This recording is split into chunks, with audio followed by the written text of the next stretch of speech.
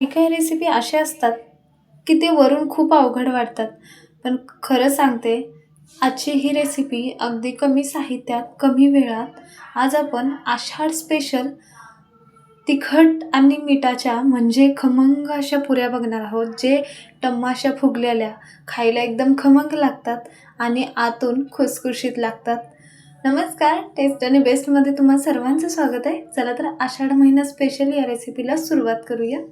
मी तर 4 ते 5 चवीनुसार हिरव्या मिरच्या घेतल्यात, 10 ते 12 लसणाच्या पाकळ्या, 1 इंच जिरे आणि 1 चमचा ओवा घेतलाय. सर्वात आधी मिक्सरच्या जारमध्ये हे हिरवी मिरची तोडून टाकूया. यामध्ये जे काही ओवा, लसूण वगैरे आहे ते टाकायचे आणि होता होईल तेवढं पूर्णपणे बारीक अशी पेस्ट करून घेतली. तर आता आपण हे साईडला ठेवूया. एक बाउल घेतलं, त्यामध्ये 2 वाटी ज्वारीचं पीठ घ्यायचं आहे. त्याच वाटीने 1/3 वाटी म्हणजे अर्धी वाटीच्या थोडंसं वरतीपर्यंत गव्हाचं पीठ घेतलेलं आहे. याच्यापेक्षा जास्त पण तुम्ही वापरू शकता. अर्धी वाटी बेसन टाकलेलं आहे. याच्यामध्ये जे आपण लसूण, हिरवी मिरची वगैरे बारीक केली त्याची पेस्ट टाकूया. चवीनुसार म्हणजे 1 चमचा मीठ टाकते. 1 चमचा मी इथं हळदीचा वापर केला आहे. हळद थोडा जास्त प्रमाणात घेतलेली. 4 चमचे कस्तुरी मेथी घेतली. कस्तुरी मेथीने खूप छान अशी चव येते. नसेल तर कोथिंबीर वापरला तरी चालेल, पण असेल तर शक्यतो कस्तुरी मेथीचा वापर नक्की करा.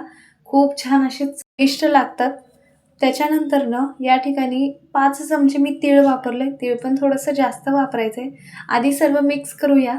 आषाढ महिना स्पेशलमध्ये काहीजण तिखट आणि काहीजण गोड अशा पुऱ्या बनवतात. तर मी गोड कापण्याचा व्हिडिओ अपलोड केला आहे. त्याच्यानंतर हे तिखट पुऱ्या अपलोड करते. कोमट पाणी घेतलं आहे. त्यातलं थोडं थोडं पाणी ॲड करून आपल्याला हे पीठ मळून घ्यायचं आहे.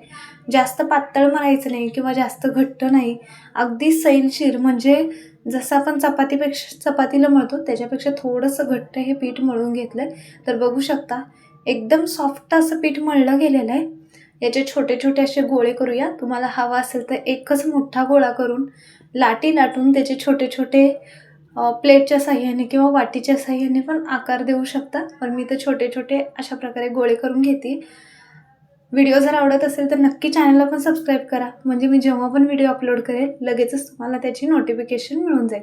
आणि जे काही साहित्य लागतं ते पण डिस्क्रिप्शन बॉक्समध्ये देते, नक्की चेक करा, म्हणजे रेसिपी करताना इझी जाईल. तर इथं माझे 18 ते 19 तरी छोटे छोटे असे पुरीचे गोळे तयार झालेत. एक साईडला ठेवलं. प्लेट झाकूया. बाकीच्या ह्याच्यावरती म्हणजे अडकणार नाही आहे. थोडंसं पीठ टाकायचं आहे आणि जसं आपण पुरीसाठी लाटी लाटतो सेम त्याच प्रकारे थोडं थोडं पीठ लावून लाटून घ्यायचं आहे. ह्यात ज्वारीचं पीठ आहे त्याच्यामुळं पुरी तुटण्याचे चान्सेस जास्त असतात. अगदी अलगद हाताने आपल्याला हे पुरी लाटून घ्यायचं आहे.